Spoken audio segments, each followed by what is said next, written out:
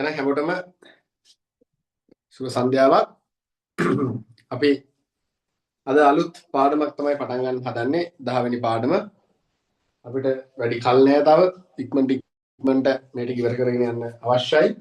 ඉතින් 10 වෙනි පාඩමේ මොනවද විභාගයට එන කොටස්? මොනවද අත්‍යවශ්‍ය කොටස් කියන දේවල් ටික අපි මෙතනදී කතා කරනවා.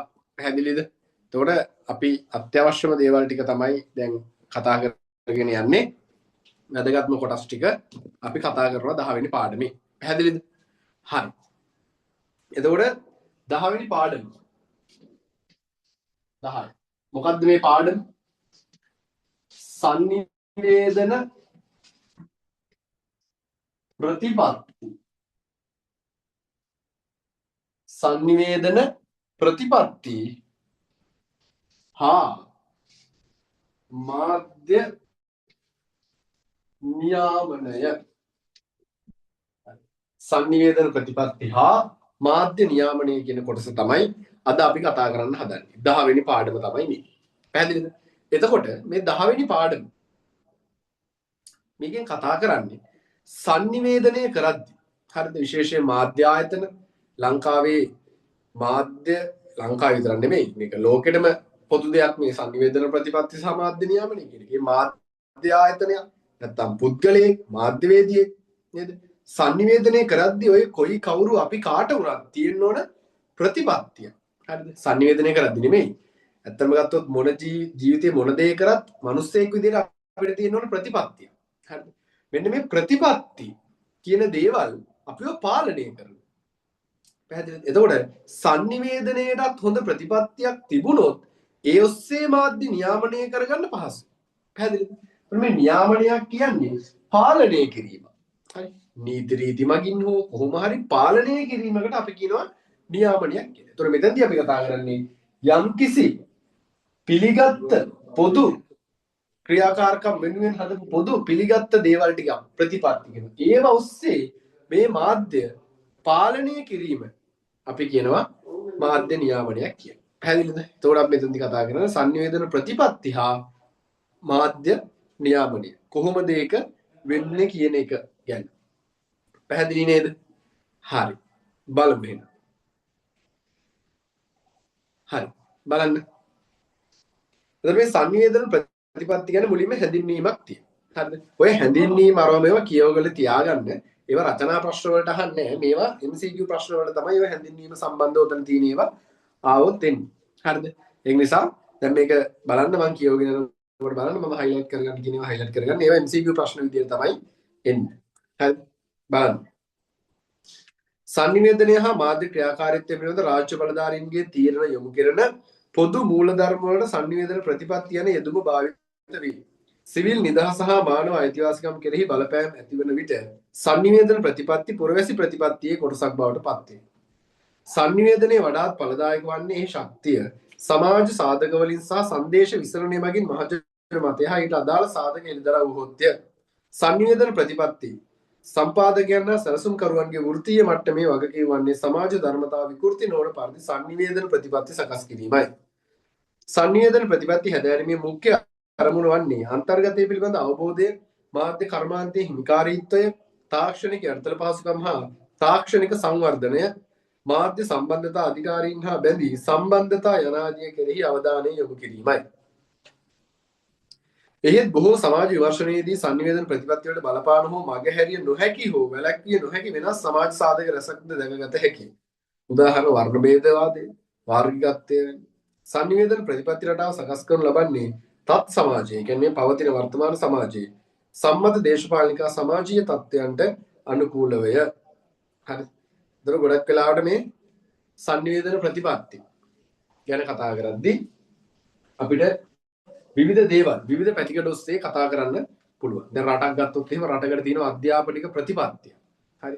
රටකට තියෙනවා විවිධ පිළිගත් ප්‍රතිපත්ති. විදේශ ප්‍රතිපත්ති තියෙනවා. විදේශ රටවල් එක්ක වැඩ කරන්නේ කොහොමද? ඒ වගේ දේවල් තියෙනවා.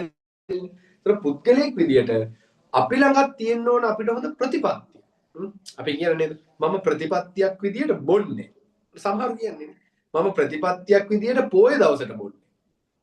සමහරුන්ගේ එහෙමත් තියෙනවා. ප්‍රතිපත්තියක් විදියට පොයේ දවසට මස් කන්නේ. අප්පගේ ප්‍රතිපත්ති සමහරුන් විතර.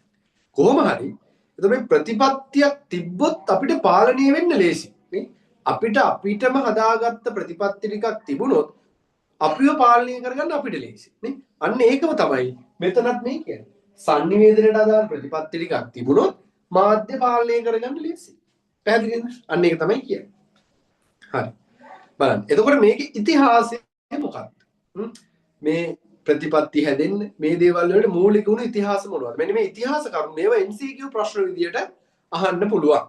හරි බලන්න. 1927 දී BBC ආයතනය පිළිබඳ බ්‍රිතාන්‍ය රාජකීය ප්‍රඥප්තිය රොයල් චාර්ටර් මගින් මහා බ්‍රිතාන්‍ය සහ යටත් විජිතවල ගුවන්විදුලි මාධ්‍ය හැසිරීම පිළිබඳ ප්‍රතිපත්ති හඳුන්වා දී තිබේ. මෙහි පදනම වූයේ මහජන සේවා ගුවන්විදුලි සංකල්පය ස්ථාපිත කිරීමයි. පසු කාලීනව මේ ප්‍රතිපත්ති රූපවාහිනී කෙරෙහිද ආදේශ කරනු ලැබීය. අන්න හයිලයිට් කරගන්න. හරි. එතකොට BBC ආයතනය පිළිබඳ බ්‍රිතාන්‍ය රාජකීය ප්‍රඥප්තිය මගින් මහා බ්‍රිතාන්‍ය සහ යටත් විජිතවල ගුවන්විදුලි මාධ්‍ය හැසිරීම පිළිබඳ ප්‍රතිපත්ති හඳුන්වා දී තිබුණා. හරි. එතකොට මෙතනදී මෙන්න මෙහෙම MCQ ප්‍රශ්නයක් අහන්න පුළුවන්. මහා බ්‍රිතාන්‍ය සහ යටත් විජිත ගුවන්විදුලි මාධ්‍ය හැසිරවීම පිළිබඳ ප්‍රතිපත්තියක් හඳුන්වා දුන්නේ කවුද? නේ? ඔහොම MCQ එකක් අහන්න පුළුවන්. පැහැදිලිනේ? එතකොට ටක් ගාලා බ්‍රිතාන්‍ය රාජකීය ප්‍රඥප්තිය ඒ වගේ උත්තර මතක් වෙන්න ඕන. හරි. ඒවා හයිලයිට් කරන්න. ඊළඟට 1934 ඇමරිකා එක්සත් ජනපදයේ සම්මත කරන ලද sannivedana පනත. එතකොට අහන්න sannivedana පනත සම්මත කරේ කවුද? මොන අවුරුද්දේද? අන්න ඒ වගේ ප්‍රශ්න අහන්න පුළුවන්. හරි. sannivedana පනත මගින් ඇමරිකාවේ ගුවන්විදුලිය රූපවාහිනී විදුලි සංදේශා විදේශ sannivedanaya සඳහා ෆෙඩරල් ආයතනය ෆෙඩරල් sannivedana කොමිෂන් සභාව ඇති කරනු ලැබීය. ඒ ජනමාධ්‍ය ආයතන අතර තාක්ෂණික ගැටලු නියාමනය කිරීම සඳහා කටයුතු කර තිබේ. හරිද? එතකොට මේ ඇමරිකා එක්සත් ජනපදයේ සම්මත කරපු sannivedana පනත මගින් මොකක්ද වෙන්නේ? හරි. හයිලයිට් කරගන්න ඒක.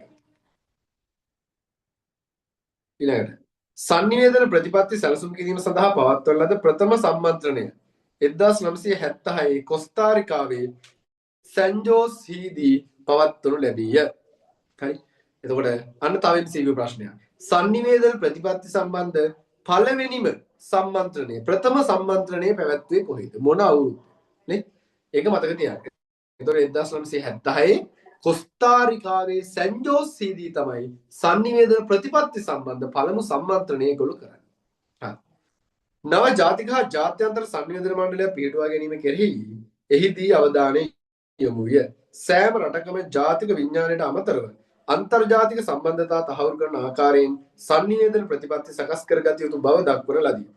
එතෙන් පටන් රටවල් තම sannivedana ප්‍රතිපත්ති මාලාව විධිමත් කිරීමේ කාර්යය ආරම්භ කළේය. 1970 දශකයේ අගභාගයේදී නොබෙල් සාම ත්‍යාගලාභී ෂෝන් මැක්බ්‍රයිට් ගේ සහභාගීත්වයෙන් යුනෙස්කෝ සංවිධානය විසින් ගෝලීය මාධ්‍ය නිරූපණය වඩා සාධාරණීකරණය කිරීමට මැක්බ්‍රයිට් කොමිසම ආරම්භ කරන ලදී. අන්න ඒතර ගෝලීය මාධ්‍ය නිරූපණය සාධාරණීකරණය කරන්න පටන් ගත්තා. ඒක තමයි මැක්බ්‍රයිට් කොමිසම. ඒවා හයිලයිට් කරගන්න ඕ MCQ ප්‍රශ්න.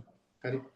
ගෝලීය sannivedana අසමතුලිතතාව සම්බන්ධ මූලික ගැටලු. ඒක sannivedana විශාරදයන්ගේ අවධානයට යොමු විය. 1964 දී විල්බර් ශ්‍රාම් ජාතීන් අතර ප්‍රවෘත්ති ගලණය පිළිබඳ අදහස් දක්වමින් සංවර්ධනයේ වෙමින් පවතින රටවල ප්‍රවෘත්ති අඩු අවධානයක් හා යථාර්ථයේ විකෘති කිරීමක් කරන බව ප්‍රකාශ කරයි. හරිද?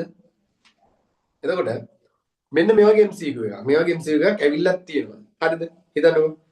සංවර්ධනයේ වෙමින් පවතින රටවල ප්‍රවෘත්ති අඩු අවධානයක් හා යථාර්ථයේ විකෘති කිරීමක් කරන බව ප්‍රකාශ කළ විද්වතා කවුද? අන්න MCQ ප්‍රශ්න හැදෙන විදිය. ඔය වගේ ප්‍රශ්නයක් ඇවිල්ලා තියෙනවා. හරි. ඒ කියන්නේ සංවර්ධනයේ වෙමින් පවතින දුප්පත් රටවල් වල ප්‍රවෘත්ති විකෘති කරනවා සහ අඩු අවධානයක් තියෙනවා කියලා කියනවා කවුද? විල්බර් ශ්‍රාම්. විල්බර් ශ්‍රාම්. OMCQ ප්‍රශ්න විදියට අහන්න පුළුවන්. හරි. එසේම 1969 දී හර්බර්ට් ෂෙලර් ගුවන්විදුලි සංඛ්‍යාත වෙනස් කිරීම සම්බන්ධයෙන් අධ්‍යයනය කොට ඒවා චන්ද්‍රිකා සම්බන්ධතා මත යුද්ධමය අවශ්‍යතා සඳහා වැඩි වශයෙන් යොදවන බව පෙන්වා දෙන ලදී. මේ අදහස් 1970 දශකයේදී නොබැඳි ජාතීන්ගේ සමුළුව හා යුනෙස්කෝ සංවිධානයේ සාකච්ඡාවට භාජනය විය.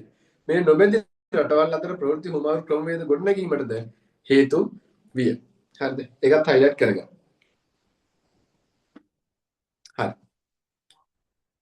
යුනෙස්කෝ සංවිධානය විසින් නිකුත් කරනු ලැබූ යුනිවර්සල් ස්වන් වර්ණ මැක්බ්‍රයිඩ් වාර්තා දක්වන ආකාරයට රටක සංවේදන ප්‍රතිපත්ති සකස් විය යුත්තේ අසමානතා දුරු කිරීමටයි. එසේ නොවුවහොත් සුළුතරයේගේ උද ප්‍රජාතන්ත්‍රවාදීව අදහස් ප්‍රකාශ කිරීමේදී අවස්ථාව අහිමි කළහොත් වෙනත් ආකාරයකට ඒ පීඩනය පුපුරා යාමට හැකිය කියලා කියනවා. හරි. ඒතර ගොඩක් වෙලාවට කියනවා මොකද්ද? සංනිවේදන ප්‍රතිපත්ති හැදෙන්න ඕන අසමානතා දුරු වෙන්න. හරි.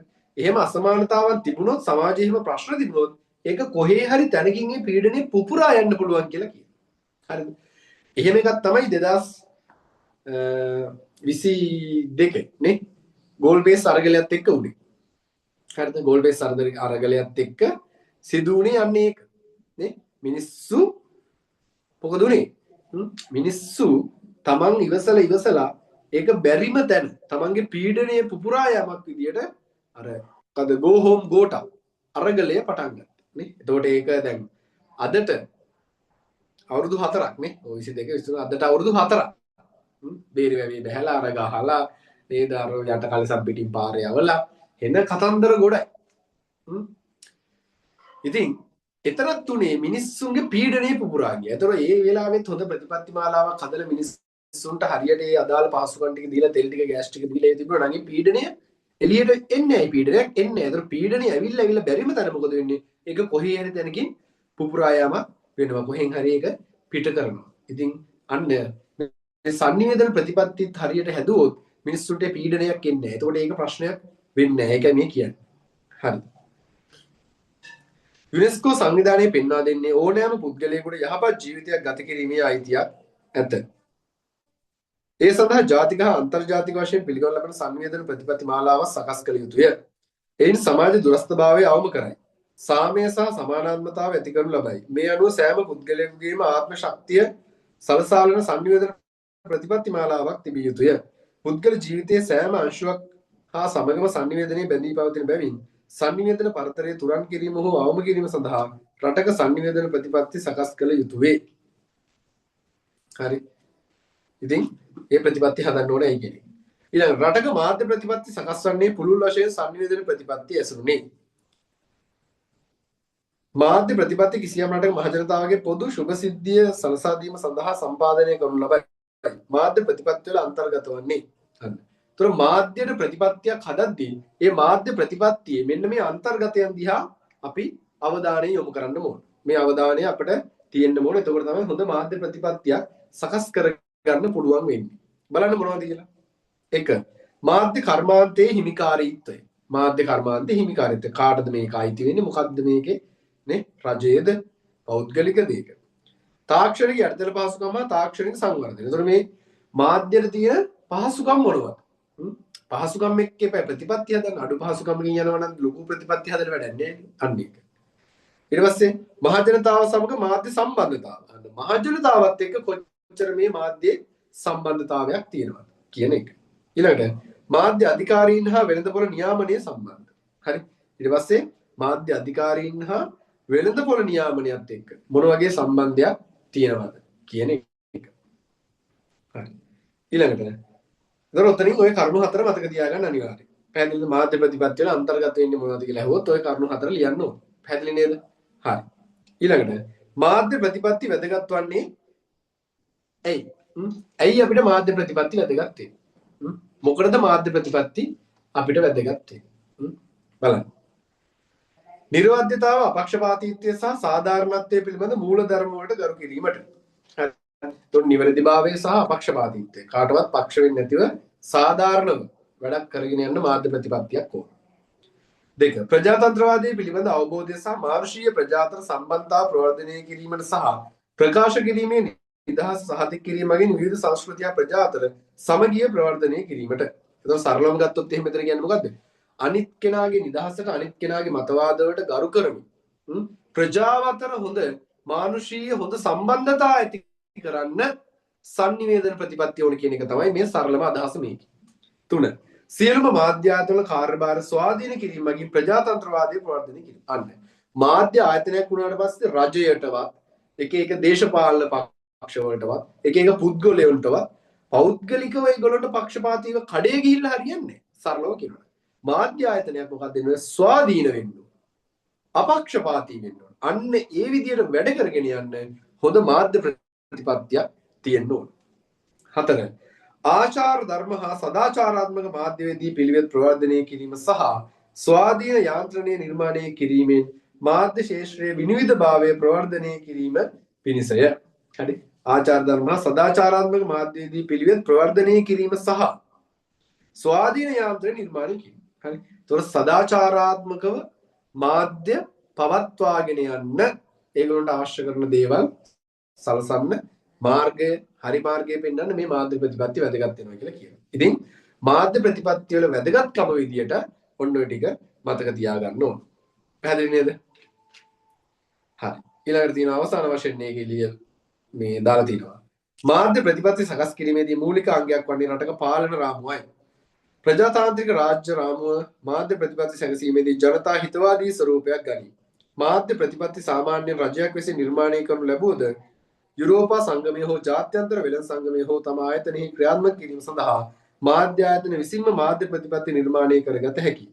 මේ සඳහා මාධ්‍ය හෝ සංදේශ හිමිකම් පිළිබඳ පිළිගත් ප්‍රකාශන ඉවහල් කරගනු ලබයි. ඒ අතර මානව හිමිකම් පිළිබඳ විශ්ව ප්‍රකාශය රටක ආණ්ඩුක්‍රම ව්‍යවස්ථාවේ සඳහන් භාෂණයේ හා ප්‍රකාශනයේ අයිතිය වැනි වගන්ති මූලික වේ. හරිද? ඉතින් රටක සංනිවේදන ප්‍රතිපත්ති මාධ්‍ය ප්‍රතිපත්ති හරිද? මේ මාධ්‍ය නියාමනය මේවා කරගෙන යද්දී අතිශය වැදගත් වෙන දේවල් තමයි මේ විශ්ව ප්‍රකාශනය සහ රටක ආණ්ඩුක්‍රම ව්‍යවස්ථාව කියලා කියන්නේ. හරිද? එතකොට අතිශයින් ඒ රටකට අදාළ මොන හරි දේවල් කරගෙන යද්දී වැදගත් වෙන දෙයක් තමයි විශ්ව ප්‍රකාශනය. ඒ වගේම ආණ්ඩුක්‍රම ව්‍යවස්ථාවේ සඳහන් දේවල්. දැන් අපි කතා කරන්න හදන්නේ අන්න ඒ වැදගත් කරුණු දෙක ගැන. විශ්ව ප්‍රකාශනය සහ ආණ්ඩුක්‍රම ව්‍යවස්ථාව ගැන තමයි දැන් අපි මේ කතා කරන්න හදන්නේ. මොකද්ද? විශ්ව ප්‍රකාශනය සහ ආණ්ඩුක්‍රම ව්‍යවස්ථාව ගැන තමයි අපි දැන් කතා කරන්න හදන්නේ. පැහැදිලිද? හරි. එහෙනම් අපි මුලින්ම කතා කරනවා දැන් මොකද්ද? මුලින්ම කතා කරනවා විශ්ව ප්‍රකාශනය. එහෙම නැත්නම් මානව හිමිකම් පිළිබඳ විශ්ව ප්‍රකාශනය කියන එක. හරිද? මොකද්ද? මානව හිමිකම් පිළිබඳ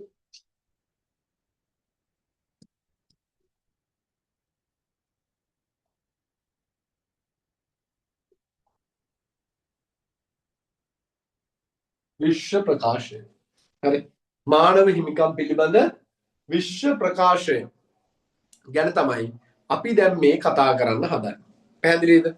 හරි. ඉතින් මානව හිමිකම් මිනිස්සුන්ට තියෙනවා හිමිකම්. මානවයෙක් විදියට අපිට තියෙන හිමිකම් අපිට කැමති ජාතියක් අපිට කැමති ආගමක් අදහන්න පුළුවන්. අපිට නිදහසේ ජීවත් වෙන්න පුළුවන්. රටේ ඕනම තැනක අපිට යන්න පුළුවන්. නේ? ඉතින් මේ වගේ එක එක විදිහේ මානව හිමිකම් ටිකක් අපිට තියෙනවා. ඉතින් මේ සියලු මානව හිමිකම් ගැන කතා කරලා නේද? ඒ ගැන ජනතාව සහ රටවල් දැනුවත් කරපු ලෝකෙම දන්න කියන පිළිගත් එකක් තමයි මෙන්න මේ විශ්ව මානව හිමිකම් පිළිබඳ මේ විශ්ව ප්‍රකාශනය. මානව හිමිකම් පිළිබඳ විශ්ව ප්‍රකාශනය කියන එක. පැහැදිලිද? ඒතොර මෙන්න මේ මානව හිමිකම් පිළිබඳ විශ්ව ප්‍රකාශනය අපිට වැදගත් වෙන්නේ ඇයි? මේ මානව හිමිකම් පිළිබඳ විශ්ව ප්‍රකාශනය මම කිව්වේ මානව හිමිකම් ගැන ගොඩාක් කරුණු තියෙනවා. අන්නේ කරුණු අතර තියෙනවා sannivedanaya සම්බන්ධය. ඒ කියන්නේ මිනිස්සුන්ට sannivedanaya කිරීම සම්බන්ධව තියෙන අයිතියක්. එහෙම නැත්නම් මානව හිමිකමක් ගැන මේක ඇතුලේ සඳහන් කරලා තියෙනවා. හරි. මේක ඇතුලේ සඳහන් කරලා තියෙනවා. ඉතින් අපි එන මුලින්ම බලමු මොකද්ද මේ මානව හිමිකම් පිළිබඳ විශ්ව ප්‍රකාශනයක් කියන්නේ කියලා. හරිද? හොඳට මතක තියාගන්න මේක මේ නීතිමය ගිවිසුමක් හෝ බැඳීමක් නෙවෙයි. හරිද? මේක නීතිමය බැඳීමක් නෑ. හරි? ඒක හොඳට මතක තියාගන්න. නීතිමය බැඳීමක් නෑ. මේක නිකන් ප්‍රකාශනයක් පමණයි. ඒ කියන්නේ මේක හඳුන්වා දෙන්නේ 1948 දෙසැම්බර් 10. හරිද? 1948 දෙසැම්බර් 10 තමයි මේ මානව හිමිකම් පිළිබඳ විශ්ව ප්‍රකාශනය හඳුන්වා දෙන්නේ. ඒතර මේක හඳුන්වා දෙන්නේ එක්සත් ජාතීන්ගේ මහා මණ්ඩලය විසින්. පැහැදිලිද? එක්සත් ජාතීන්ගේ මහා මණ්ඩලය තමයි මේක හඳුන්වා දෙන්නේ. ඒතර මේකෙන් මේගොල්ලෝ කියන්නේ රටවල් වලට මේක හඳුන්වා දෙනවා. කැමති නම් ඕගොල්ලෝ මේ විදියට කරගෙන යන්න. නොකර කියන ප්‍රශ්නකුත් නැහැ. එහෙමයි මේගොල්ලෝ කියන්නේ. හරිද? ඔයගොල්ලන්ට කැමති නම් මේ මානව හිමිකම් ටික මිනිස්සුන්ගේ රැකලා දෙන්න ඔයගොල්ලෝ උත්සාහ කරන්න. හරිද? ඒගොල්ලෝ හඳුන්වා දෙනවා මෙන්න මානව හිමිකම් ඔයගොල්ලෝ පුළුවන් නම් මේ ටික මිනිස්සුන්ට ආරක්ෂා කරලා දෙන්න. හැබැයි ඉතින් ආරක්ෂා නොකරා කියලා ඉතින් හිරේ දාන්න ඒවා මේව කරන්නත් බෑ. ඇයි මේක? නීතිමය බැඳීමක් නෑ. මේක නිකන් ප්‍රකාශනයක් පමණයි. පැහැදිලි ප්‍රකාශනයක් පමණයි. දැන් අපිට බුදුහාමුදුරුවෝ අපිට දීලා තියෙනවා පන්සිල් පද පහක්. පන්සිල් පද පහ රැක්කොත් අපිට හොඳයි. හැබැයි කඩ කරා කියලා අපි කවුරුත් හිරේ දාන්නේ නේ. ඒතර සියලු ආගම් වල එහෙම තමයි. සියලු ආගමික නායකයෝ දීලා තියෙනව නේද? යේසුස් ක්‍රිස්තුස් වහන්සේ එතකොට හින්දු ආගමේ එතකොට අපි ගත්තොත් එහෙම මුස්ලිම් ආගමේ නේ? ඉස්ලාම් ආගමේ ඒ සියලු ආගම් වල තියෙනවා ජනතාවට දීලා යම්කිසි ප්‍රතිපත්ති මාලාවක් මේ නිර්දේශ ටිකක් දීලා තියෙනවා. ඒක කරන්න. හැබැයි කඩ කරා කියලා අපි හිරේ දාන්න බෑ. අන්න ඒ වගේ තමයි මේක. මානවිකවද විශ්ව ප්‍රකාශනය කරොත් ඒක හොඳයි මිනිස්සුන්ට. හැබැයි ඒක කඩ කරා කියලා එහෙම නීතිමය ක්‍රියාකාරකම නීතිමය වශයෙන් මුකුත් කරන්න බෑ. ඒකත් හොඳට මතක තියාගන්න. හරි. ඉතින් මේක එන්නේ 1948 දෙසැම්බර් 10 එක්සත් ජාතීන්ගේ මහා මණ්ඩලය විසින් තමයි මේක හඳුන්වා දෙන්නේ. පැහැදිලි? ඒක මතක ගන්න. එතකොට මේකේ වැදගත්ම දේ තමයි මම කියවනේ මේ මානවික විශ්ව ප්‍රකාශනයේ ගොඩාක් කරුණු තියෙනවා මානව හිමිකම් ගැන. හැබැයි අපිට වැදගත් තියෙන්නේ මේකේ තියෙනවා විශේෂ වගන්තියක්. විශේෂ වගන්තියක් මේකේ තියෙනවා. අපිට වැදගත් වෙන්නේ අන්න ඒ වගන්තිය. එතකොට විශ්ව මානව හිමිකම් සම්බන්ධව කතා කරද්දී අපිට වැදගත් වෙන්නේ 19 වෙනි වගන්තිය. කියන වගන්තියද 19 වෙනි වගන්තිය තමයි අපිට වැදගත් වෙන්නේ. පැහැදිලිද? මානව හිමිකම් පිළිබඳ විශ්ව ප්‍රකාශනයේ 19 වෙනි වගන්තිය තමයි අපිට වැදගත් වෙන්නේ. මොකද 19 වෙනි වගන්තිය තමයි sannivedanaya සම්බන්ධව මිනිස්සුන්ට තියෙන අයිතිය ගැන ඒගොල්ලෝ කතා කරලා තියෙනවා. ඉතින් බලන්නකෝ sannivedanaya ගැන කොච්චර ඒ කියන්නේ මිනිස්සෙක්ට sannivedanaya කිරීම කියන එක අයිතියක් බව අද ඊයේ කතා කරපු දෙයක් නෙමෙයි. හරි. ඒතකොට 1948 ඒ කාලේ ඉඳන් මිනිස්සුන්ට sannivedanaya කරන්න නිදහස තියෙනවා කියලා. ලංකාවේ නෙමෙයි ලෝකෙම මිනිස්සු පිළි අරගෙන තියෙනවා. නේ? ඒතකොට අපිට නිදහසේ sannivedanaya කරන්න අයිතියක් තියෙනවා. හරි. හැබැයි ඒක මේ අනිත් මිනිස්සුන්ට කරදරයක් වෙන විදිහට වල්බూరు නිදහසක් නෙමෙයි. කාටවත් කරදරයක් නැත්තම් අපිට කැමති මාධ්‍යකින් කැමති තොරතුරක් හොයන්න, හුවමාරු කරගන්න, ලබා ගන්න මේ ඕන දෙයකට අපිට නිදහස තියෙනවා.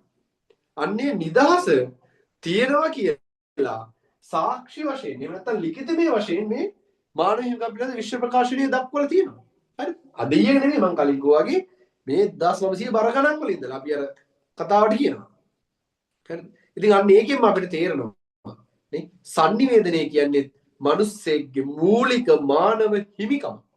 ඒක කඩ කරන්න කාටවත් අයිතියක් නැහැ. බලමු දැන් එහෙනම් ඒක. හරි. මේක වැදගත් ඒවා highlight කරගන්න. බලන්න. මානව හිමිකම් පිළිබඳ අවධානය දිගු කාලීන විකාශය වූකි. සෑම පුද්ගලයෙකුටම සිය ආගම තෝරා ගැනීම වාර්ගික සමානතාව ස්ථාපිත කිරීම සඳහා ජනයාට අයිතියක් ඇතැයි යන අදහස කෙරෙහි අවධානය යොමු වී පැවතියි. හරි. ඒතර මුල් කාලේ ආගම තෝරගන්න වාර්ගික සමානතාවට අයිතියක් තිබ්බ කියලා. ඊට පස්සේ පසු කාලීනව උපත දේපල ජාතිය ජාතික සමාජ සම්භවය ජාතිය වර්ණය ස්ත්‍රී පුරුෂ භාවය හා ආගම වැනි සාධක මගින් සමානතාව අහිමි වන බව සාකච්ඡාවට භාජනය වී තිබේ. මානව හිමිකම් පිළිබඳ විශ්ව ප්‍රකාශනය යනු මානව හිමිකම් ඉතිහාසයේ සන්ධිස්ථානයකි. ලෝකයේ පුරා සෑම ප්‍රදේශයකම විවිධ නෛතික හා සංස්කෘතික පසුබිම් වල නියෝජිතයන් විසින් සකස් කරන ලද මේ ප්‍රකාශනය එළිදක්වන ලද්දේ 1948 දෙසැම්බර් 10 වෙනි දින පැරිසියේ පවත්වන ලද එක්සත් ජාතීන්ගේ මහා මණ්ඩලය විසිනි. ඒ අනුව සෑම වසරකම දෙසැම්බර් 10 වන දින විශ්ව මානව හිමිකම් දිනය ලෙස නම් කර තිබේ. අන්න highlight කරගන්න. 1948 දෙසැම්බර් 10 පැරිසියේ එක්සත් ජාතීන්ගේ මහා මණ්ඩලය විසිනි. හරිද? පැරිසියේ එක්සත් ජාතීන්ගේ මහා මණ්ඩලය තමයි මේ මානව හිමිකම් පිළිබඳ විශ්ව ප්‍රකාශනය එළිදක්වන්නේ. highlight කරගන්න. මානව හිමිකම් පිළිබඳ විශ්ව ප්‍රකාශනයේ දෙවන ලෝක යුද්ධයේ අත්දැකීමේ ප්‍රතිඵලයක් විය. ඒ විසින් වර්තමානයේ ලෝකයේ බොහෝ රටවල මූලික අයිතිවාසිකම් සඳහා පදනම සකස් කරනු ලැබීය. මානව හිමිකම් පිළිබඳ විශ්ව ප්‍රකාශනය ආරම්භ වන්නේ මිනිස් සමාජයේ සියලු සමාජිකයන්ට නයිසර්ගික ගෞරවය. නයිසර්ගික කියලා කියන්නේ උපතින්ම හම්බෙන ගෞරවය. මිනිස්සෙට ඉපදෙනකොටම හම්බෙන ගරුත්වය. පැහැදිලිද? අපි හැමෝම සමානයි. හරි. ඩොක්ටර් කෙනෙක් කියලා යාට වෙනම ගෞරවයක්, මැති ඇමතුරුන්ට වෙනම ගෞරවයක්, පාරාතු ගෞරව මිනිස්සුන්ට වෙනම එකක්. එහෙම එකක් නෑ. හැම මිනිස්සයටම උප්පත්තියෙන් තියෙන ගෞරවය. අපි ඉපදෙනකොට හැමෝටම නයිසර්ගික ගෞරවය හම්බෙලා තියෙනවා. ඒ ගරුත්වයට අපි ගරු කරන්න පුරුදු වෙනවා. පැහැදිලිද? කාට වුණත් ගරු කිරීම මේ විදිහටම තියෙනවා. දැන් සමහරුන්ගේ එහෙම නෑනේ. ගොඩක් වෙලාවට ලංකාව වගේ රටවල් වල ගරු කරන්නේ වෘතියට. හරි. එහෙම එකක් තමයි තියෙන්නේ. නේ? ගරුත්වය තැන හම්බෙන්නේ එහෙම. හරි. කවුරු හරි වැදගත් කෙනෙක් ආවොත් එයාට ගරුත්වය. දැන් පොලිමක් තිබ්බොත් පොලිම පැනලා යනවා සමහර වෙලාවට. දුප්පත් අහිංසක මිනිස්සෙක් ගියොත් ඒ මිනිස්සයා ඒ අදාළ පොලිමේ ගිහිල්ලා තමයි වැඩේ කරගන්නේ. ඒතර බල පුළුවන් කාර්යයකට වටෙන් ගිහිල්ලා ෂෝට් කට් වලින් වැඩ කරගන්න පුළුවන්. අර අපි දැක්ක පහුගිය දවස්වලත් තෙල් පොලිමේ සමහරු ඉන්නේ සමහරු ගිහිල්ලා වටෙන් ගිහිල්ලා තෙල් ටික හොරාට ගහගෙන එන මිනිස්සුත් හිටියේ. නේ? බැංකුවේ පොලිම දිනකොට වටෙන් ගිහිල්ලා තමන්ගේ වැඩේ කරගන්න මිනිස්සුත් ඉන්නවා. නේ? ඒත් එහෙම නෙමෙයි ගරුත්වය කියන එක උපදින් හැමෝටම හම්බ වෙන ගරුත්වය. අන්න එක තමයි නයිසර්ගික ගෞරවයේ නිදහස කියන්නේ. හරි. නිදහසා යුක්තිය සමාජ පදනම් බව පිළිගනිමිනි. එමගින් ප්‍රකාශ වන්නේ මානව අයිතිවාසිකම් විශ්ව සම්මුතියක් බවත් කවුරුන් කොතැනක ජීවත් වුවත් සියල්ලන් විසින් භුක්ති විඳිය හැකි විය යුතු බවත්ය. විශ්ව ප්‍රකාශනයේ සිවිල් හා දේශපාලනික අයිතිවාසිකම් වලට ජීවත් වීමේ අයිතිය, නිදහස් භාෂණය හා පෞද්ගලිකත්වයේ වැනි දේ ඇතුළත් වේ. sannivedanaye සම්බන්ධයෙන් ප්‍රධාන වශයෙන් අදාළ වන්නේ මෙහි 19 වන වගන්තියයි. විශ්වීය ප්‍රකාශයේ ගිවිසුමක් නොවන බැවින් රටවල් සඳහා ඍජු නෛතික බැඳීමක් නොමැත. ඍජු නෛතික බැඳීමක් නැහැ කියලා කියනවා. පැහැදිලිද? එතකොට මේකෙදී ඍජු නෛතික බැඳීමක් නැහැ. හරි. එතකොට මෙන්න 19 වෙනි වගන්තිය මොකක්ද කියන්නේ? එතකොට අපිට අතිශය වැදගත් වෙන 19 වෙනි වගන්තිය තමයි දැන් අපි මෙතන කතා කරන්න හදන්නේ. බලන්න 19 වෙනි වගන්තිය මොකක්ද? තම මතය දැරීමේ හා ප්‍රකාශ කිරීමේ නිදහසට අයිතියක් සෑම කෙනෙකුටම ඇත. හරි. තම මතය දැරීමේ හා ප්‍රකාශ කිරීමේ නිදහසට අයිතියක් සෑම කෙනෙකුටම ඇත. බාධා කිරීම වලින් තොරව මතාන්තර දැරීමේත් සීමා මායිම් නොසලකා කවර හෝ මාධ්‍යයක් මගින් තොරතුරු හා අදහස් සෙවීමේ ලබා ගැනීමේ හා බෙදා හැරීමේ නිදහස මේ අයිතියට ඇතුළත්ය. හරි. මොකක්ද කියන්නේ බලන්න. තම මතය දැරීමේ හා ප්‍රකාශ කිරීමේ නිදහසට අයිතියක් සෑම කෙනෙකුටම තියෙනවා. ඕන කෙනෙක්ට තමන්ගේ මතය දරන්න ඒක ප්‍රකාශ කරන්න අදහසක් තියෙනවා. හරි. දැන් දේශපාලන මතය ගන්නකො. කවුරු හරි කැමති අනුර කුමාරන් නම් එයාට මේ මතය දරන්න ප්‍රකාශ කරන්න අදහසක්. තව කවුරු හරි කැමති මහින්දර නම් එයාට මතය දරන්න ප්‍රකාශ කරන්න අදහසක් තියෙනවා. එතෙන්දී ඒකට බලපෑම් කරන්න ඔබ කොහොමද එහෙම කියන්නේ? ඒක බෑ. ඒක මොකසගේ මේ මතය. අපිට කරන්න දෙයක් නෑ. නේ? ඒක යාට අයිතියක් තියෙනවා. හරි. ඒ වගේම මොකද්ද? බාධා කිරීම වලින් තොරව මතිමතාන්තර දැරීමේ සීමා මායිම් නොසලකා කවර හෝ මාධ්‍යයක් මගින් තොරතුරු හා අදහස් සේමේ ලබා ගැනීම හා බෙදා හැරීමේ නිදහස. අන්න සීමා මායිම් නැතුව ඕන මාධ්‍යකින් තොරතුරු හොයන්න බෙදා ගන්න හුමාරු කරගන්න නිදහසක් මිනිස්සුන්ට තියෙනවා කියලා කියනවා. නේ? දැන් ගෙදර සමහරවල් ෆෝන් එක ඔබ වින්නකොට අම්මලා කියන්නේ ඔබ ෆෝන් එක ඔබන්න එපා. මොනවාද ෆෝන් එක ඔබන්නේ? පාඩම් කරගෙන නේ? ඒ වෙලාවට කියන්න පුළුවන්. එහෙම කොහොමද කියන්නේ? මෙන්න විශ්ව විශ්ව ප්‍රකාශනයේ තියෙනවා 19 වෙනි වගන්තිය. අපිට පුළුවන් ඕන වෙලාවක ෆෝන් එක පාවිච්චි කරන්න. මේ තියෙන මෙන්න බොරුනම් බලන්න කියලා කියන්න පුළුවන්. හරි. හැබැයි කිව්වට පස්සේ වෙන දේවල් සම්බන්ධව මම වගේ කියන්නේ කැම නැති වෙන්න පුළුවන්, දත් නැතුවපත්. ඒවට මට අද මම නිකන් මේ කිව්වේ ඕන කියන්න පුළුවන් කියලා බලන්න. හරි. ඉතින් මේ නිදහස අන්න මිනිස්සෙට ඕන මාධ්‍යයකින් තොරතුරු හොයන්න හුමාරු ගන්න ප්‍රකාශ කරන්න පුළුවන් කියලා දක්වලා තියෙනවා 1948 දෙසැම්බර් 10 වෙනි දින ඉදිරිපත් කරපු පැරිසියේ ඉදිරිපත් කරපු එක්සත් ජාතීන්ගේ මහා මණ්ඩලය විසින් ඉදිරිපත් කරපු මානව හිමිකම් පිළිබඳ විශ්ව ප්‍රකාශනය. එතකොට ඒකේ 19 වෙනි වගන්තියේ තමයි ඔය කරුණු සඳහන් වෙලා තියෙන්නේ. ඒකත් හොඳට මතක තියාගන්න කීවෙනි වගන්තියද 19 වෙනි වගන්තිය. MCQ ප්‍රශ්න විදියට අහන්න පුළුවන්. හරි. MCQ ප්‍රශ්න විදියට අහන මොකද්ද? මානව හිමිකම් පිළිබඳ විශ්ව ප්‍රකාශනයේ sannivedanaya සම්බන්ධ නිදහස දක්වා ඇත්තේ කුමන වගන්තියේද? හරි එතකොට ඉතින් 17 18 19 20 හරි ඔහොම දුන්නට පස්සේ පටල ගන්න එපා 19 වෙනි වගන්තිය තමයි ඒක තියෙන්නේ පැහැදිලි නේද මං හිතන්නේ පැහැදිලි ඇති හරි පැහැදිලි ඇති හරි එහෙනම් ඔන්න ඔය ටික තමයි අපිට මේ විශ්ව ප්‍රකාශනය ගැන කතා කරන්න තියෙන්නේ හරි එහෙනම් අපිට දැන් යන්න තියෙන්නේ ඊළඟ එකට හරි ඊළඟ එක ඒකට ඒකත් අතිශය වැදගත් එකක්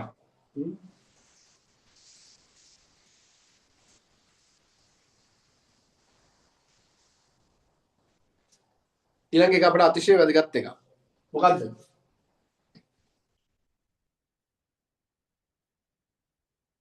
ආණ්ඩු ක්‍රම ව්‍යවස්ථාව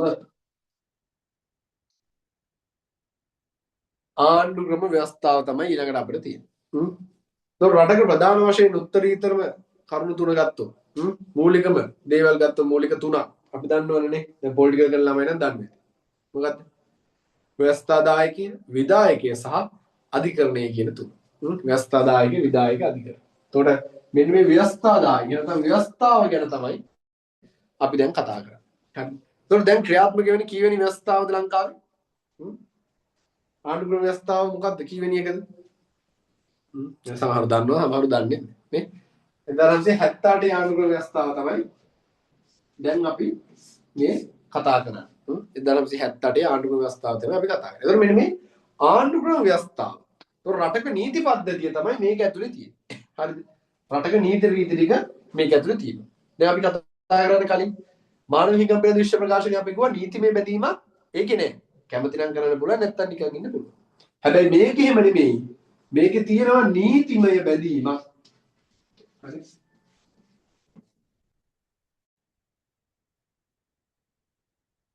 හරි. මේකේ තියෙනවා නීතිමය බැඳීම. පැහැදිලිද? පැහැදිලි නේද? නීතිමය බැඳීමක් ආණ්ඩු ක්‍රම ව්‍යවස්ථාවේ තියෙනවා. මේක කඩ කරොත් බඩු තමයි. හිරේ යන්න නැත්නම් දඩයක් ගන්න ඒ වගේ මොනවා හරි නීතිමය ප්‍රශ්නයක් ඇති වෙන්න පුළුවන්. ආණ්ඩු ක්‍රම ව්‍යවස්ථාවේ සංනිවේදනය සම්බන්ධ දේවල් කඩ කරොත්. හරි. ඉතින් ආණ්ඩු ක්‍රම ව්‍යවස්ථාවේ මොනවද තියෙන්නේ සංනිවේදනය ගැන දීලා. ඒ කියන්නේ මිනිස්සෙක්ට තියෙන නිදහස, මිනිස්සෙක්ට තියෙන අයිතිය, මිනිස්සෙක්ට තියෙන නිදහසක් නීතිමය වශයෙන්. හරි. ලංකාවේ නීතියෙන් මිනිස්සෙක්ට දීලා තියෙන නිදහසක් අයිතියක් සංනිවේදනය සම්බන්ධව. අන්න ඒක තමයි මෙතනදී අපි කතා කරන්නේ. හරි. එතකොට මේ ආණ්ඩු ක්‍රම ව්‍යවස්ථාවේ 1978 ආණ්ඩු ක්‍රම ව්‍යවස්ථාවේ 14 එකේ ආ හරිද 1978 14 මේක අපි මෙහෙම ගන්නවා එකේ ආ හරිද 1978 14 දාන්නේ 14 එකේ ආ කියන වගන්තිය හරිද 1978 14 එකේ ආ කියන වගන්තියේ අන්න මිනිස්සුන්ට තියෙන sannivedana නිදහස මේකේ ඉදිරිපත් කළා තියෙනවා. මේක තමයි මොකද්ද? භාෂණයේ හා ප්‍රකාශනයේ නිදහස. පැහැදිලිද? මිනිස්සුන්ට කතා කරන්න ලියන්න නිදහසක් තියෙනවා. භාෂණය සහ ප්‍රකාශනයට නිදහසක් තියෙනවා. හරි. තම මතය දරන්න පුළුවන්. තමන්ට කැමති දෙයක් තමන්ට ලියන්න කියන්න ලංකාව ඇතුලේ නිදහසක් මිනිස්සෙට තියෙනවා. හරි. හැබැයි ඒක 15 වගන්ති යටතේ සීමා කිරීමුත් කරලා තියෙනවා. ඒකත් හොඳට මතක තියාගන්න. හරිද? රටේ ආරක්ෂාවට තර්ජනයක් වෙන විදිහට ඒක නැත්නම් රාජ්‍ය ආරක්ෂාවට තර්ජනයක් වෙන ජාතීන් අතර ගැටුම් ඇති වෙන විදිහට කාගේවත් පෞද්ගලිකත්වයට හානි වෙන විශේෂ වෛද්‍ය වාර්තාරෝමය සම්බන්ධ ප්‍රශ්න ඒ වගේ දේවල් වලට හානියක් අපහාසයක් කරන්න බෑ. රටේ රාජ්‍ය ආරක්ෂාවට තර්ජනයක් වෙන්න බෑ. එහෙම නැතුව Tamanට කැමති විදියට ඒ කියන්නේ සරලවම ගත්තොත් කාටවත් කරදරයක් නැතුව Tamanට කැමති විදිය දෙයක් කියන්න ලියන්න හැකියාව තියෙනවා. පැහැදිලිද? කාටවත් හිංසාවක් කාටවත් ප්‍රශ්නයක් නැතුව රටේ සමාජයට ප්‍රශ්නයක් නැතුව Tamanට කැමති මතයක් දරලා ඒක ප්‍රකාශ කරන්න ලියන්න ඕනේ එකට නිදහසක් මෙන්න මේකෙන් දීලා තියෙනවා. දැන් හිතන්නකෝ අපි ගිහිල්ලා මොන හරි දෙයක් කොහේ හරි මම මගේ සාධාරණ දෙයකට උද්ඝෝෂණයක් කරනවා. මම තනියම ගිහිල්ලා උද්ඝෝෂණය කරනවා. තනියම ගිහිල්ලා මම උද්ඝෝෂණයක් කරනවා. එතකොට කාටවත් ඇවිල්ලා මාව අරගෙන පොලිසියට යන්න ඒව කරන්න බැයි. මම තනියම මම මගේ අදහස් තමයි මේ කියන්නේ. හරි? තනියම මම මගේ අදහස් කියනවා. එතකොට ඒකෙදි කාටවත් බෑ මාව උස්සගෙන යන්න. මාව හිරේට දාන්න. එතකොට මම කාටවත් හිරිහැරයක් කරන්නේ නැහැ. මං කියන දේවල් වලින් කාටවත් රජයේ ආරක්ෂාවටවත් එහෙම ප්‍රශ්නයක්වත් නැහැ. මම මගේ ගැටලුව කියලා මම උද්ඝෝෂණයක් කරනවා. අන්න ඒක මගේ මොකද්ද? භාෂණයේ නිදහස, මගේ ප්‍රකාශනයේ නිදහස. හරි? පැහැදිලි නේද? අන්න ඒක තමයි රටේ නීතිය මිනිස්සුන්ට දීලා තියෙනවා. Tamanට කැමති දෙයක්. දැන් සමහරට කතා කරද්දි ගෙදරදී නේද? මොනවා හරි කියාගෙන යනවා. ගෙදර අම්මේ කනවා කෑ ගහන්න කියලා. එහෙම කතා කරන්න එපා. මම කතා කරන්නේ 1978 එකේ ආවගන්තියට අනුව මගේ තියෙන භාෂණය හා ප්‍රකාශන නිදහස නිසා තමයි මම මෙහෙම කතා කරන්නේ. ඕගොල්ලෝ කොහොමද මට කටවහන්නේ? නේ? එච්චරයි මතක නේ? සීයේදී කොහෙද ඉඳන්? හරිද? ඒ නිසා එහෙම හැමතැනට මේව හරියන්නේ නැහැ. අර උසාවියකට වගේ ගිහිල්ලා එහෙම කතා කරන්න ඕන නම් ලෝය කෙනෙක් වෙන්න. හරි? හොඳට ඉගෙනගෙන හොඳට පාඩම් කරලා ලෝ ෆැකල්ටි ගිහිල්ලා ලෝය කෙනෙක් වෙන්න. අන්න ලෝය කෙනෙක් වෙලා උසාවියට ගිහිල්ලා බය නැතුව ඒව කියන්න පුළුවන්. ඒතර කවුරුත් කනට ගහන්න එහෙම මොකුත් වෙන්නේ නැහැ. හැබැයි ගෙදර මිනිස්සුන්ට තාත්තට අම්මට අයියලා අක්කලාට කියන්න ගියොත් ඒකේ ප්‍රතික්‍රියාව ඒ වෙලාවෙම සමහරවිට එන්න පුළුවන්. නැතු ඉස්කෝලේ ගිහිල්ලා මිස්ලාට ප්‍රින්සිපල්ටනේ මොකක් හරි කියනවා කටපාඩම් කිව්වට පස්සේ ඉස්කෝලේ ප්‍රින්සිපල් හරි මිස් හරි කටපාඩම් කිව්වට පස්සේ කියන්නේ යන්න බෑ. එහෙම කොහොමද? සර් කොහොමද එහෙම මට කටපාඩම් එපා කියන්නේ? මිස් කොහොමද එහෙම කටපාඩම් එපා කියන්නේ? මම කියන්නේ 1978 14 කියාවක් දිනනුව භාෂණය ප්‍රකාශන නිදහසට මම මේ කතා කරන්නේ. නේ? ඔබ එහෙනම් වෙන ඉස්කෝලේකට ගිහිල්ලා ඔබගේ භාෂණය හා ප්‍රකාශනයේ නිදහස ඕන තරම් භුක්ති විඳපන් කියලා සමහරවිට රතු පෑනෙන් මෙලිය අස්සින් සාතිකේ දෙන්නත් පුළුවන්. නේ? සාතිකයක් හැබැයි කොහොමද? වටිනවා. නේ? හරි. ඉතින් ඒක නිසා අපිට ඔන්න ඔය නිදහස ලැබිලා තියෙනවා. බලමු. රටක ආණ්ඩුක්‍රම ව්‍යවස්ථාව යනු සමකාලීන නීතියේ විධිවිධාන හා බැඳී රටක පාලනයට සම්බන්ධ නෛතික වූ නීති රීත පද්ධතියකි. දැන් ආණ්ඩුක්‍රම ව්‍යවස්ථාව ගැන දන්නේ නැති කට්ටිය ඉන්නවනම් ඒවත් හයිලයිට් කරගන්න. පොලිටිකල් කරන ළමයි නම් දන්නෝ ඇති. ඒගොල්ලෝ තියෙන නිසා. 1978 ශ්‍රී ලංකා ප්‍රජාතාන්ත්‍රික සමාජවාදී ජන ව්‍යවස්ථාවට අනුව තුන්වන පරිච්ඡේදයේ 10 වෙනි වගන්තියේ සිට 14 වෙනි වගන්තිය දක්වා මූලික අයිතිවාසිකම් වේ. 14 කී ආ භාෂණයේ නිදහසට සහ ප්‍රකාශනය යන නිදහස් අදහස් පළ කිරීමේ නිදහස ඇත. සෑම පුරවැසියෙකුටම භාෂණයේ නිදහසට සහ ප්‍රකාශනය ඇතුළු අදහස් පළ කිරීමේ නිදහසට හිමිකම් ඇත්තේය. මේ නිදහස ආණ්ඩුක්‍රම ව්‍යවස්ථාවේ යම් පමණකට සීමා කිරීමට ලක් කර ඇත. ඒ බව 15 1 සහ 15 2 වගන්ති වලින් දක්වා ඇත. 15 1 13 වෙනි ව්‍යවස්ථාවේ 5 සහ 6 අනුව්‍යවස්ථාවලින් ප්‍රකාශ කොට පිළිගෙන ඇති මූලික අයිතිවාසිකම් භුක්ති විඳිය හැක්කේද ක්‍රියාත්මක විය හැක්කේද රාජ්‍ය ආරක්ෂාව තහවුරු කිරීම පිණිස නීතිය නියම කරනු ලැබිය හැකි සීමා කිරීම වලට පමණක් යටත්වය. මේ අනුව්‍යවස්ථාවේ කාර්ය සඳහා නීති යන්නට මහජන ආරක්ෂාව පිළිබඳ තත්කාලීය අදාළ නීති යටතේ සාදන ලද නියෝගද ඇතුළත් වන්නේය. 15 7 12 වෙනි ව්‍යවස්ථාවෙන් 13 වෙනි ව්‍යවස්ථාවෙන් පළවන හා දෙවන අනුව්‍යවස්ථාවලින් සහ 14 වෙනි ව්‍යවස්ථාවෙන් ප්‍රකාශ කොට පිළිගෙන ඇති සියලු මූලික අයිතිවාසිකම් භුක්ති විඳිය හැක්කේද ක්‍රියාත්මක විය හැක්කේද රාජ්‍ය ආරක්ෂාවද රටේ යථා පැවැත්මද තහවුරු කිරීම පිණිසත් මහජන සෞඛ්‍ය සදාචාරය ආරක්ෂා කිරීම පිණිසත් අන්‍යයන්ගේ අයිතිවාසිකම් හා නන්වැදෑරුම් නිදහස නිසිපරිදි පිළිගන්නා බවට සහ ඊට නිසිපරිදි ගරු කරන බවට වග බලා ගැනීම පිණිසත් ප්‍රජාතන්ත්‍රවාදී සමාජයක පොදු සුබ සාධනය සඳහා යුක්ති සහගතව අවශ්‍ය දෑ සපුරාලීම පිණිසත් නීතියෙන් නියම කරනු ලැබිය හැකි සීමා කිරීම වලට යටත්වය. අනුව්‍යවස්ථාවේ කාර්ය සඳහා නීති යන්නට මහජන ආරක්ෂා පිළිබඳ තත්කාලීය අදාළ නීති යටතේ නියෝගද ඇතුළත් වන්නේ. අන්න හොඳට මතක තියාගන්න. හරි. අර කිව්ව දේවල් මහජන සෞඛ්‍ය සදාචාරය රටේ ආරක්ෂාව රාජ්‍ය ආරක්ෂාව හරි මේ සියල්ලට යටත්ව තමයි අරක අපිට සිදු කරන්න පුළුවන්. 19 වෙනි ව්‍යවස්ථා සංශෝධනය මගින් තොරතුරු අයිතියද මූලික අයිතිවාසිකමක් ලෙස තහවුරු විය. එතකොට 19 වෙනි ව්‍යවස්ථා සංශෝධනයත් එක්ක තොරතුරු අයිතිය කියන එක මූලික අයිතියක් බවට පත් වුණා කියලා කියනවා. හරි. ඉතින් අන්නේ ටික හොඳට මතක තියාගන්න ඕන. පැහැදිලි නේද? ඒ ටික හොඳට මතක තියාගන්න. හරි. විශේෂයෙන් මෙතන ඒකේ අර 14 එකේ ආ ඒකේ මොනවද සඳහන් වෙන්නේ කියන ටික මතක තියාගන්න. ඒක තමයි උතන වැදගත් වෙන්නේ. පැහැදිලි නේද? හරි. හරි. ඉතින් අන්නේ කරුණු දෙක අනිවාර්යෙන් හොඳට මතක තියාගන්න. මොකද්ද මානව හිමිකම් පිළිබඳ විශ්ව ප්‍රකාශනය සහ ආණ්ඩු ක්‍රම ව්‍යවස්ථාව කියන දෙක. හරි. එතකොට ඒකේ වැදගත් කරුණු ටික highlight කරලා තියාගන්න. හරි.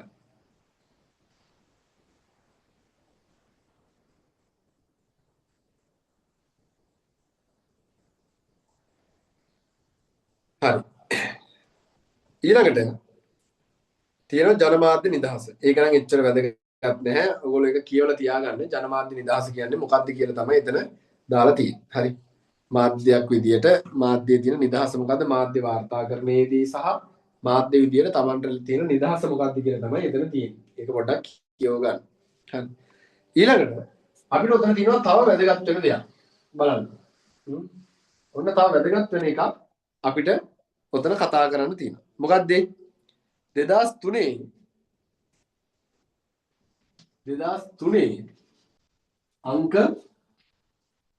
36 දරන බුද්ධිමය දේපල පනත.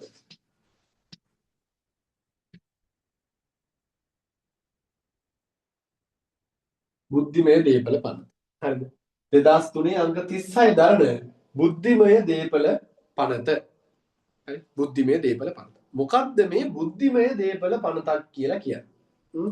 2003 අංක 36 දරන බුද්ධිමය දේපල පනත මොකක්ද? දැන් මිනිස්සු විදියට අපිට තියෙනවා දේපල. ප්‍රොපර්ටි. දේපල අපිට තියෙනවා. අපි හැමෝටම දේපල තියෙනවා. නේ? අපි කියන්නේ අපිට ඕගොල්ලන්ට නැති වුණත් අම්මලා තාත්තලාට තියෙනවා දේපල තියෙනවා. ඒතකොට දේපල නේද නිශ්චල දේපල කියනවා, චංචල දේපල කියනවා. එක එක දේපල තියෙනවා. ඒතකොට මේ දේපලක් සල්ලි තියෙනවා නම් ඕන කෙනෙක්ට ඔය නිශ්චල චංචල දේපල ගන්න පුළුවන්. නේ? සල්ලි තියෙනවා නම් නිශ්චල චංචල දේපල කියන්නේ ඉඩ කඩන් යාන වාහන ඕවා ගන්න පුළුවන්. සල්ලි තියෙනවා නම් ඕන කෙනෙක්ට ගන්න පුළුවන්.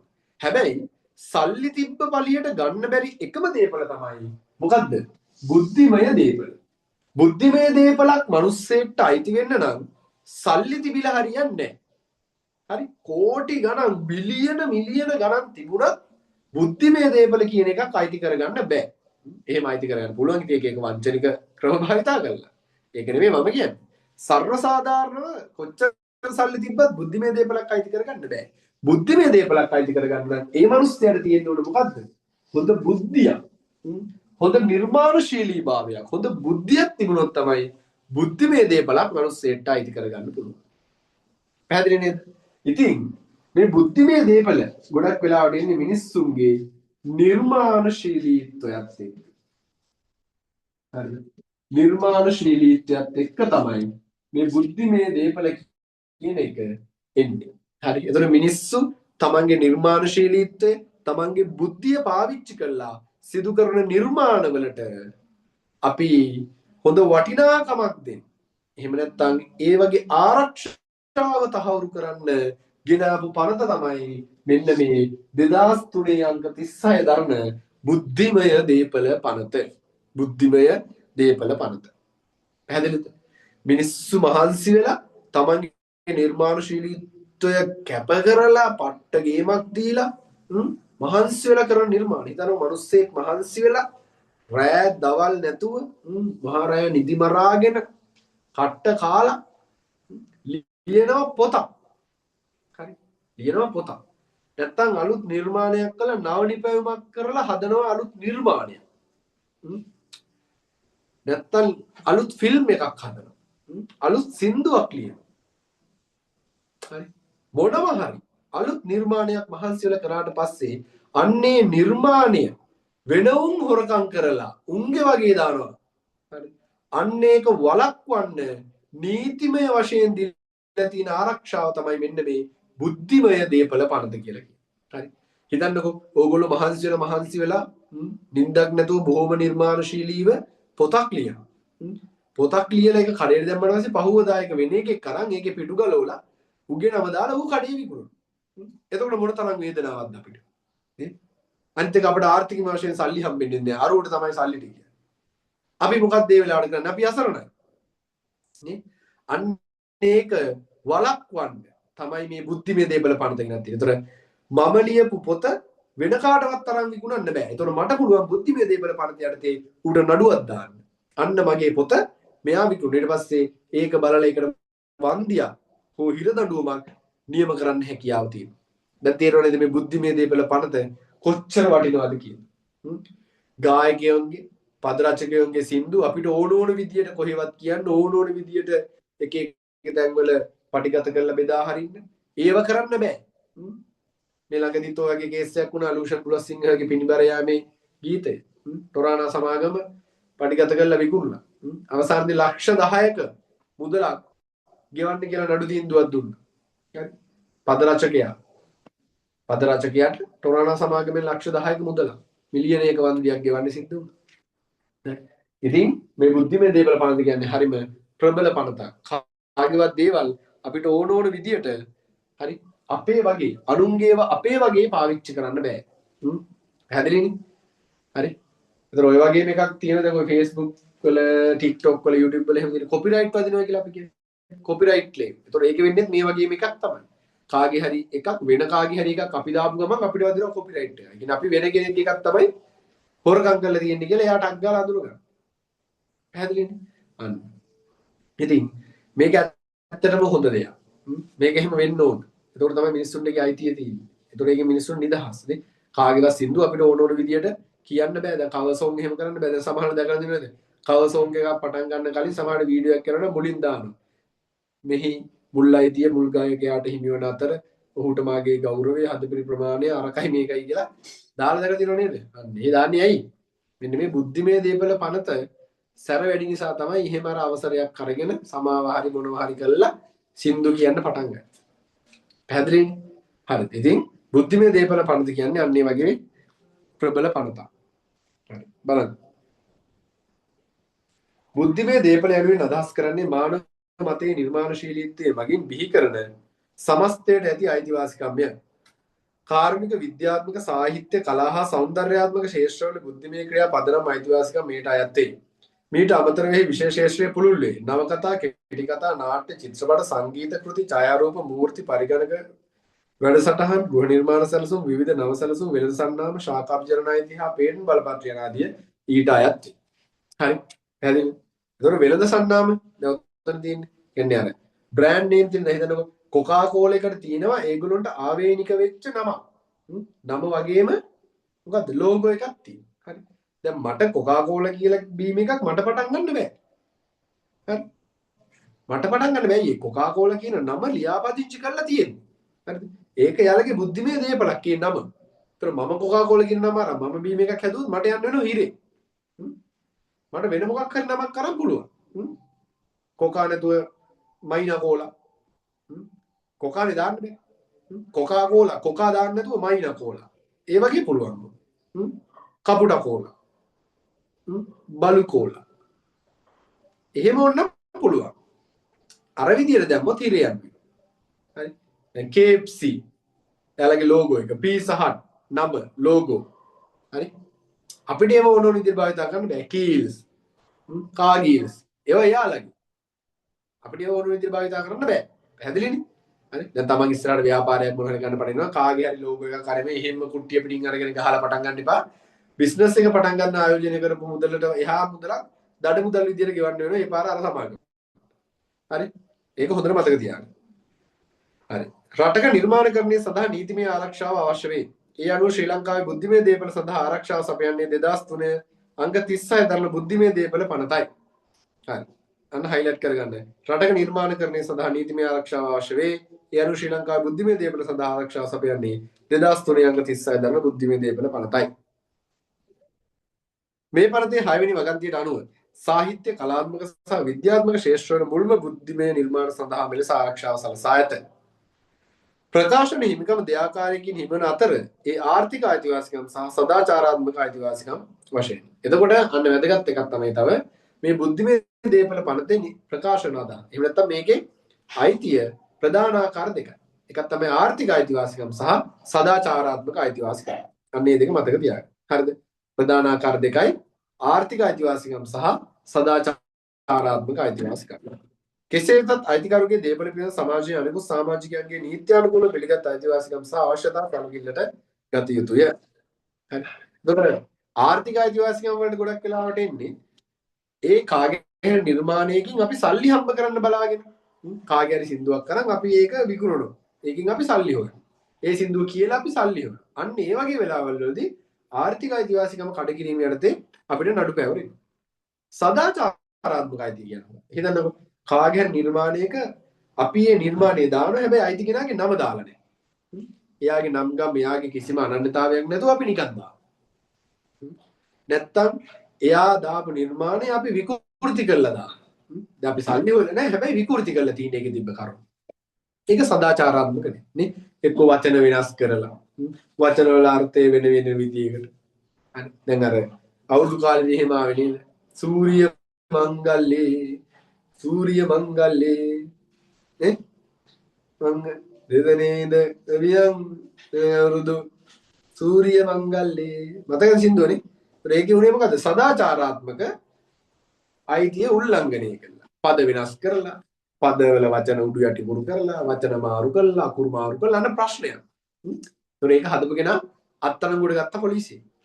හරි. මොකද උනේ? සදාචාරාත්මක අයිතිවාසිකම් කඩ කළා, වචන විකෘති කරලා, පද කුණුහරුප කරලා, ගායකයට අපහාසයක් කරලා නේ? ඔක්කොම එක්ක එයාට නඩු පැවරෙනවා. එතකොට එහෙම කරන්නත් බෑ. ඒකත් හොඳට මතක තියාගන්න. හරි. බලන්න පනතේ 9 එක වගන්ති රණු ආර්ථික අධිකාරිකම යන්නට හිමිකරුන් පමණක් සිදු කිරීම හෝ සිදු කිරීමට බලාපොරොත්තු වන අංග ලෙස ප්‍රතිනිෂ්පාදනයේ පරිවර්තනයේ බෙදා හැරීම කුලියට දීම ආනයනය කිරීම ප්‍රදර්ශනය කිරීම විකාශනය හෝ සංනිවේදනය කිරීම අදාළ වේ. ආර්ථික අයිතිවාසිකම් මුල් අයිතිය රඳා පවතින්නේ කර්තෘත්ව ස්වභාවය මතය. ඒ අනුව හවුල් නිර්මාණයකදී අදාළ පාර්ශ්ව වලට ආර්ථික අයිතිවාසිකම් කර්තෘත්වයේ මත හිමි වේ. හරි. ඒක කර්තෘත්ව එහෙම නැත්නම් මේක නිර්මාණකරුට ආර්ථික අයිතිවාසිකම් විදියට කරන්න පුළුවන් දේවල් තමයි ඔය තියෙන්නේ. නැවත නිෂ්පාදනය කරන්න පුළුවන් පරිවර්තනය කරන්න පුළුවන් බෙදා හරින්න කුලියට දෙන්න ආනයනය කරන්න. හරිද? මේ ඔක්කොම ප්‍රදර්ශනය විකාශනය හරි. මේ හැමදේම ආර්ථික අයිතිවාසිකමට අයිති. එතකොට අයිතිකරු හැර වෙන කෙනෙක් මෙන්න මේ දේවල් ටික කරොත් එයාට ඉරේ යන්න වෙනවා. පැහැදිලිද? නිර්මාණයේ අයිතිකරු හැර වෙන කෙනෙක් මෙන්න මේ තියෙන දේවල් ටික කරොත් එයාට ඒ වෙනුවෙන් දඩුවම් විඳින්න වෙනවා. ඒක මතක තියාගන්න. හරි. එතකොට මේ බුද්ධිමය දේපල පනත යටතේ පොඩි අවස්ථාවක් දීලා තිනවා අපිට ඒව භාවිතා කරන්න. ඒක තමයි සාධාරණ භාවිතය. හරි. සාධාරණ භාවිතය. හරි. තුර වෙන දැන් ඒ පාර කවුරු හිතන්න පුළුවන් මේ යකෝ කාගේවත් සින්දුවක් නිකමටවත් පාවිච්චි කරන්න බැරිද? කාගේ හරි පොතක තියෙන දෙයක් අපිට නිකමටවත් බැරිද? ඒ අපි දැන් කොච්චර බැද්දක අපි විචාර ලියුවද? අපි කොච්චර ඒවා විකෘති කළාද? අපි හිරේ දායිත් දන්නේ නේ? එහෙම හිතනවා. අන්න ඒ වෙනුවෙන් මේ පනත ඇතුළෙම 2003 අංග 36 දරන බුද්ධිමය දේපල පනත ඇතුළෙම නිදහසක් අපිට දීලා තියෙනවා. ඒ කියන්නේ නීතියෙන්ම අපිට නිදහස දීලා තියෙනවා. ඒක නිසා බය වෙන්න දෙයක් නැහැ. ඒකට අපි කියනවා මොකද්ද? සාධාරණ භාවිතය කියලා. ඒතර සාධාරණ භාවිතය යටතේ නිදහස තියෙනවා. හැම දෙයකටම දීලා තියෙනවද? නැහැ.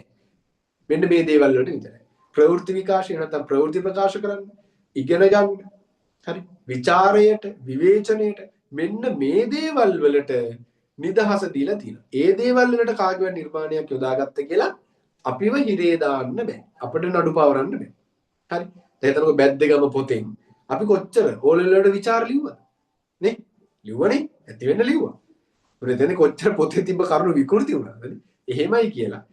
කාටද මේ පීගුරු රත්නට ඇවිල්ලා ඕගොල්ලන්ට විරුද්ධව නඩු දාන්න බෑ. ඇයි? ඕගොල්ලෝගේ යොදාගෙන තින්නේ සල්ලි හම්බ කරන්න නෙමෙයි. නේ? ඕගොල්ලෝ ඕලෙල් වලට විභාගෙට ගිහලා විචාර ලිව්වේ. සල්ලි හම්බ කරන අපේක්ෂාවෙන් නෙමෙයි. නේ? ඔයාලගේ යොදාගෙන තින්නේ අධ්‍යාපනික කටයුතු. මේක නිසා ඔයාලට විරුද්ධව නඩු දාන්න බෑ. ඉතින් ඔය ප්‍රවෘත්ති වල මොන හරි කියන්නේ උපුටා ගන්න. ඒතර ඒක නිවුස් වලට උපුටා ගත්තා කියලා නඩු දාන්න බෑ. එහෙනම් නඩු දාන්න බෑ. ඊළඟට විවේචනය කරන දෙහිතර මොන හරි චිත්‍රපටියක් මම අරන් විවේචනය කරනවා. ඒතර මට විරුද්ධව නඩු දාන්න බෑ. අයියේ මම චිත්‍රපටිය ගැන හොඳ නරක මගේ අදහස් කියලා තියෙනවා. හැබැයි මම චිත්‍රපටිය අරගෙන කොහේ හරි තැනක සල්ලි වලට පෙන්නුවා නම් අන්න මට විරුද්ධව නඩු දාන්න. පැහැදිලිද? ඉතින් ඔන්න ඕක තමයි උතන තියෙන්නේ. බලමු සාධාරණ භාවිතය කියන්නේ මොකක්ද කියලා. සාධාරණ භාවිතය යනු හිමිකම් අයිතිය උල්ලංඝනය කිරීමක් නොවන අතර විවේචනයේ විචාරයේ ප්‍රවෘත්ති වාර්තාකරණ ඉගැන්වීම ශිෂ්‍යත්ව හෝ පර්යේෂණ සඳහා ආදී වෙනත් කාර්ය යොදා ගැනීමට ඇති අවසරයයි. භාවිතයට සාධාරණ දයන් තීරණය කිරීම සඳහා සලකා බැලිය යුතු කරුණු හතරක් ඇත. ඒත් ඇත්තට මේ භාවිතය සාධාරණ නැද්ද කියලා මෙන්න මේ කරුණු හතර ඔස්සේ බලනවා. එකක් තමයි භාවිතය හා එහි ස්වභාවය. භාවිතා කරලා තින්නේ මොන වගේ වැඩකටද? හිමිකම් ආරක්ෂා කර ඇති කාර්යයේ ස්වභාවය. එතකොට ඒ කරන වැඩේදී හිමිකම කොච්චර ආරක්ෂා කරලා තියෙනවා. අර ගොඩක් වෙලාවට අපි නම් දානවනේ යටි මෙයාගේ තමයි මේක උපුටා ගත්තේ. අන්න ඒ වගේ. සම්පූර්ණ හිමිකම් සහිත කාර්යවලදී භාවිත කරන ලබන කාර්ය ප්‍රමාණය. ඒතකොට සම්පූර්ණ හිමිකම තියෙන වෙලාවල් වලදී කොච්චර මේක පාවිච්චි කරලා තියෙනවා. සමහර ඕනටත් වඩා භාවිත කරනවා. අන්නේ කොච්චර පාවිච්චි කරලා තියෙනවා. ඊළඟට හිමිකම් ආරක්ෂා කළ කාර්ය වෙළඳපොළ සඳහා භාවිත කිරීම සඳහා ඇති බලන්න. ඒතකොට මේක වෙළඳපොළ සඳහාත් භාවිතා කරලා තියෙනවද කියලා ඒ වෙලාවේදී බලන්න. හරි. එහෙම නැත්නම් මේ කරුණු හතර අවුලක් නැත්නම් ඒක සාධාරණ භාවිතය යටතේ තමයි ගන්න. පැහැදිලි නේද? එහෙනම් ඔන්න ඔය දේවල් ටික හොඳට මතක තියාගන්න ඕනේ මේ බුද්ධිමය දේපල පනත යන. හරි. පැහැදිලි නේද? බුද්ධිමය දේපල පනත කියන්නේ මොකද්ද? මිනිස්සුගේ නිර්මාණශීලීත්වය ඒකේ තියෙන අයිතිය තහවුරු කරලා තියෙනවා. ඊට අමතරව මේකේ ප්‍රධාන කොටස් දෙකයි ආර්ථික සහ සදාචාරාත්මක අයිතිවාසිකම්. ආර්ථික අයිතිවාසිකම් සහ සදාචාරාත්මක. ඒතර ආර්ථික අයිතිවාසිකම් වලට මොනවද තියෙන්නේ? ඒ දේවල් ටික සහ සාධාරණ භාවිතය කියන එක. සාධාරණ භාවිතය කියන එක. ඒතර ඔන්න ඔය දේවල් ටික හොඳට පුළුවන් නම් බුද්ධිමය දේපල ගැන ප්‍රශ්නයක් නෑ. හරි. අනිවාර්යයෙන්ම මතක තියාගන්න මෙන්න මේ 2003 අංක 36 කියන වචනේ නම්. හරිද? ඕක පැටළුනොත් ඕක වැරදුනොත් අනිත් ඒවාත් ඉවරයි. පැහැදිලි? 2003 අංක 36 කියන එක හොඳට මතක තියාගන්න. හරි. එහෙනම් ඒ කොටස අවසන් වෙනවා. හරි. ඒ කොටස අවසන්. හරි. ඊළඟට අපිට තියෙන්නේ තව පනතක්. හරිද? අපිට තියෙනවා පනතක්. මොකද්ද? මේ 2016 අංක 12 දරන තොරතුරු දැනගැනීමේ පනත.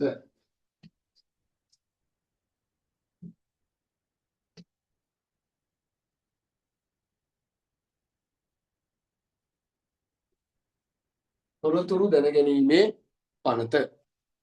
හරිද? 2016 අංක 12 දරන තොරතුරු දැනගැනීමේ පනත. හරි. මේවත් ඉතින් එච්චර ලොකු දේවල් නෙමෙයි. ලේසි.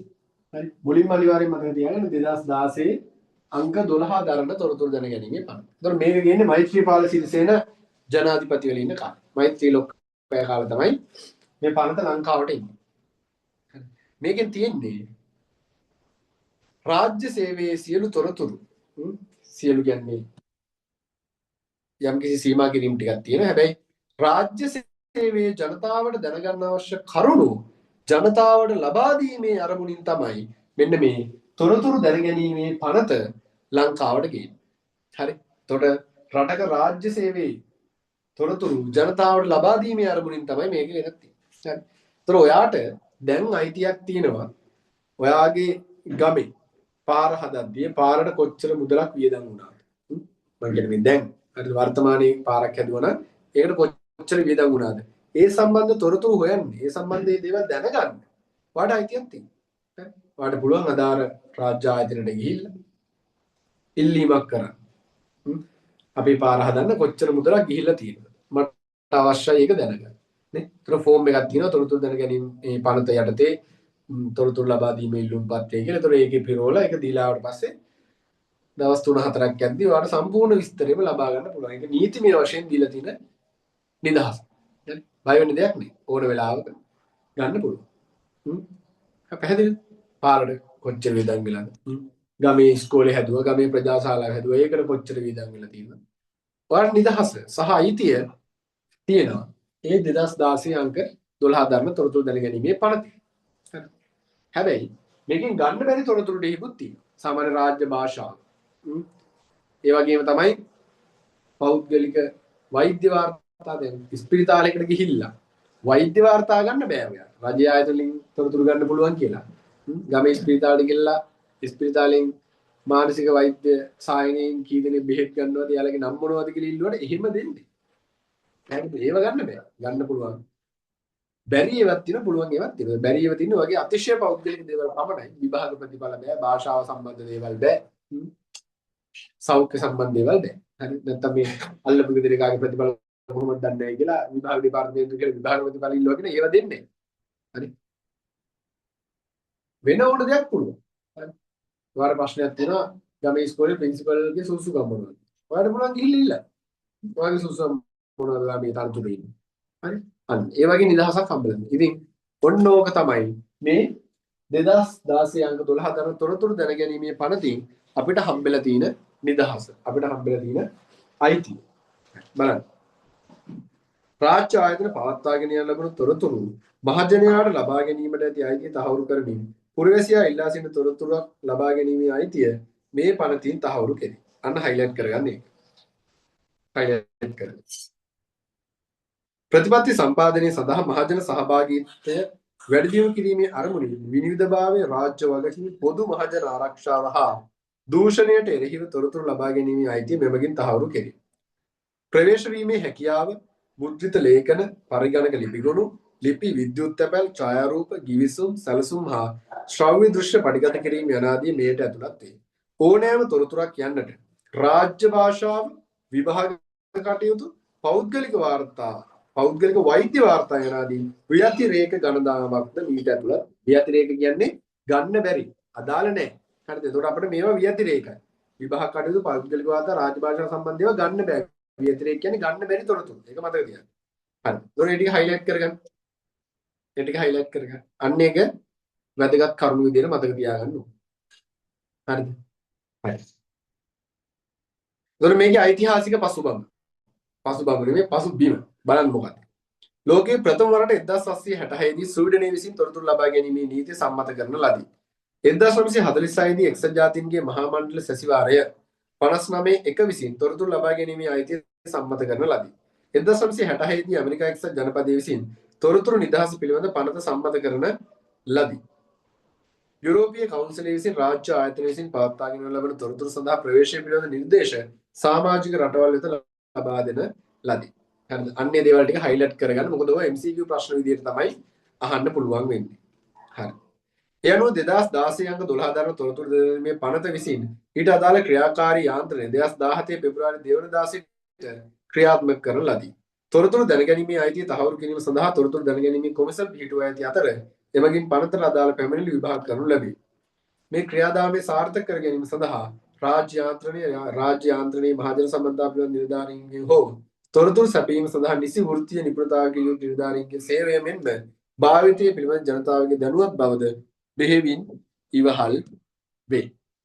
හරි. ඒතොර රාජ්‍ය සේවය පවත්වාගෙන යන්න රාජ්‍ය තොරතුරු ලබා ගන්න නේද? මේ සමතුලිතතාවය පවත්වාගෙන යන්න මේ පනතෙන් ලොකු සේවයක් කරනවා. හරි. ඉතින් ඔන්න ඔය ටික හොඳට මතක තියාගන්න.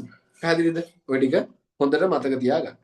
පැහැදිලි? එතකොට මේ පාඩමේ ප්‍රධාන කොටස් දෙකයි. sannivedana ප්‍රතිපත්ති හා මාධ්‍ය නියාමනය. එතකොට මේ කොටස් දෙකෙන් sannivedana ප්‍රතිපත්ති කියන කොටසට අදාළ ටික අපි කතා කරලා අවසానයි. ඊට පස්සේ අපිට තියෙන්නේ මාධ්‍ය නියාමනය කියන කොටස.